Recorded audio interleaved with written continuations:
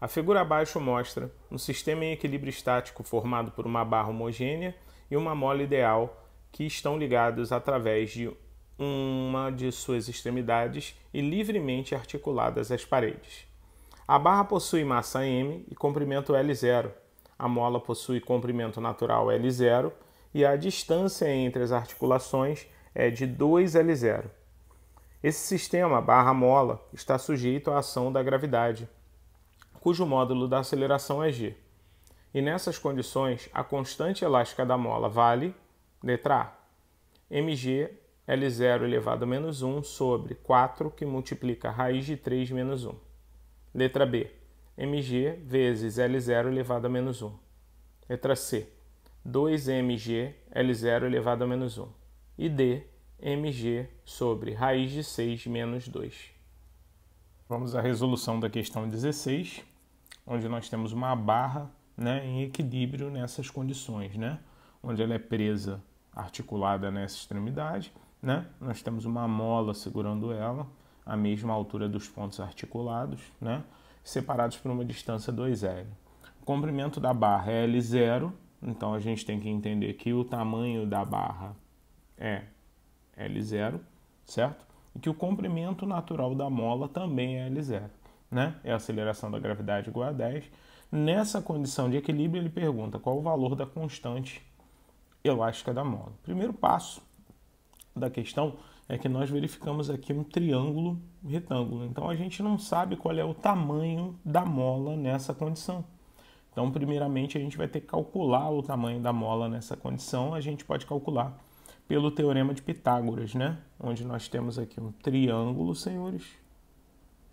Bem simples a observação, Onde aqui o ângulo é de 90 graus, a hipotenusa é 2L, um dos catetos é L0 e eu preciso calcular o comprimento da mola nessa condição.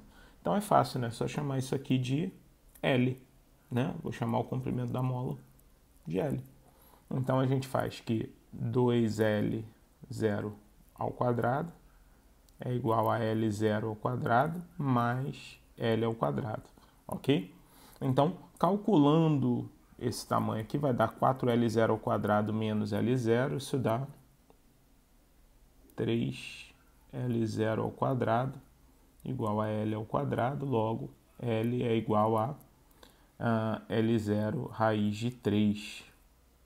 Senhores, esse é o tamanho da mola. Logo, como o tamanho natural dela é L0, então eu posso dizer que a deformação da mola, ou seja, o x da mola, que é L menos L0, será igual, já botando em evidência, senhores, será igual a L0 raiz de 3 menos 1. Essa é a deformação x da mola na condição de equilíbrio. A partir daí, eu vou ter que desenhar as forças que atuam nessa barra, Então, primeiramente, a primeira força que atua na barra é o peso da barra. Como ela é homogênea, o peso está na metade do seu tamanho, E aí a gente tem que entender também uma coisa, Que o ponto articulado é esse ponto aqui, tá? E para calcular o momento, no caso, o somatório dos momentos é nulo, a gente vai ter que entender que a força ela tem que ser perpendicular à distância. Outra coisa também, senhores, é que eu tenho aqui a força elástica que está tendendo a puxar a mola para a posição de equilíbrio, já que a mola está esticada, até porque L0 raiz de 3 é maior que L0, tá? Então ela tende a puxar a mola para a posição de equilíbrio. Aqui está a fel, que é a força elástica, Para nós resolvermos a questão, senhores, então a gente tem que ter a distância perpendicular à fel. Essa eu tenho, é L0. Eu só não tenho a distância perpendicular ao peso. Com isso, eu vou ter que calcular essa distância perpendicular, prestem atenção, é essa distância aqui que eu preciso do peso até o ponto articulado, certo?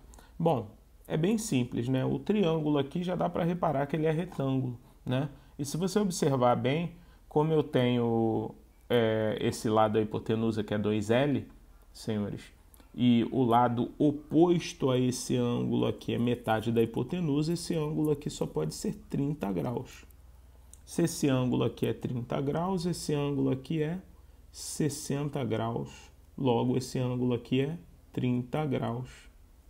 E como aqui também eu tenho outro triângulo retângulo, senhores, aqui, ó, outro triângulo retângulo, né? Se aqui é 30, aqui é metade da hipotenusa. Então, esse pedaço todo é L0 sobre 2. Mas como o peso está na metade do caminho, aqui é L0 sobre 4. Cada pedaço desse aqui é L0 sobre 4. Eu nem precisaria desse pedaço. O que eu quero é esse pedaço aqui, ó, que é perpendicular ao peso, certo?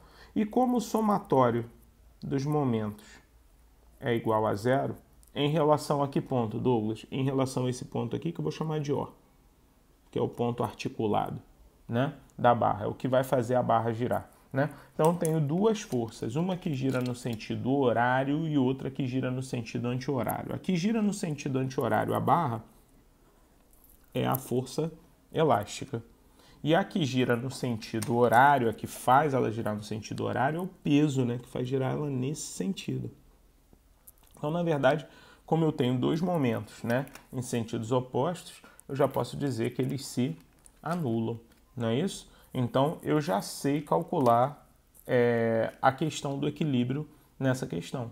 No caso, eu tenho aqui Fel vezes a distância, que é L0, certo, senhores? A distância da força até o ponto articulado é L0, né, que é o tamanho da barra. Isso tem que ser igual a... Bom, agora o momento do peso, né, que é peso vezes a distância até o ponto articulado, distância perpendicular. Distância perpendicular, L0 sobre 4. Correto? Posso simplificar alguma coisa aí, Douglas? Lógico que pode, né? A gente já pode de cara simplificar o L0 com o L0, né? Outra coisa também que a gente já pode fazer é substituir os valores daquilo que a gente já tem, né? Como o peso é mg, né? Massa vezes aceleração da gravidade. E a força elástica é igual a Kx, onde x é esse pedaço aqui, né? L0 raiz de 3 menos 1, né? Nós vamos substituir agora e calcular a constante. Vai ficar assim, ó. K vezes L0 raiz de 3 menos 1, que é o x, né? Isso é igual ao peso, que é mg, senhores, sobre 4, né? Cuidado aqui, né? Daí eu jogo L0 raiz de 3 menos 1 para cá dividindo. Então, K será igual a mg sobre 4, que multiplica raiz de 3 menos 1, é L0, certo? Jogando o L0 para cima, né? Para escrever como a resposta da questão, o K será m vezes g, L0 a menos 1, sobre 4, que multiplica raiz de 3 menos 1. Correto, meus amigos? Então, nosso gabarito é a letra A.